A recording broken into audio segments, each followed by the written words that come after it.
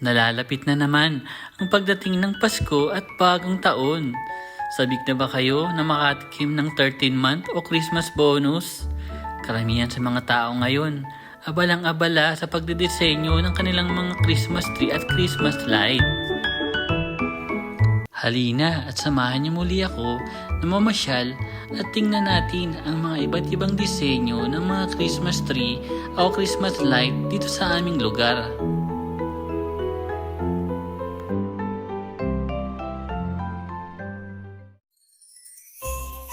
Ito nga pala isang hotel. Napakalaki at napakakulay ng kanilang Christmas tree at mga Christmas lights sa paligid nito. Kamangha-mangha silang pagmasdan. Maging ang hotel na ito ay may mga reindeers din at makukulay na ilaw sa paligid niya.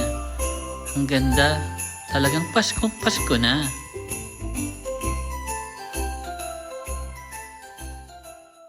Ang hotel naman na ito ay isa sa pinakamalaki at pinakamamahaling hotel dito sa Hoi An. At sa harap niya ay meron ding mga disenyo ng Christmas tree at Christmas light. Ang ganda talaga nilang pagmasdan. Ramdam na ramdam mo na ang Pasko.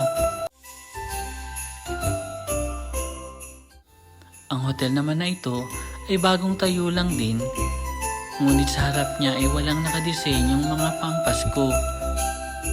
Pero pag pumasok ka sa reception, sa loob nito ay makikita mo rin ang naggagandahang mga ilaw ng Christmas tree at Christmas light.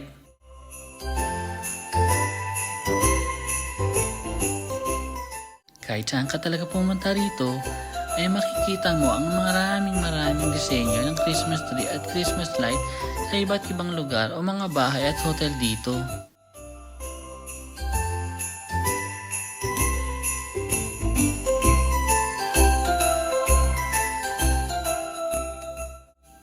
Ito naman ay isang Catholic church na may iba't ibang disenyo rin ng Christmas tree at Christmas light. Ang ganda at ang lalaki ng mga ito. Kamangha-mangha silang pagmasdan. Talagang mararamdaman mo na ang pagdating ng Pasko at bagong taon sa lugar na ito. Mula sa bansang Vietnam, Merry Christmas at Happy New Year po sa inyong lahat. Hanggang sa muli!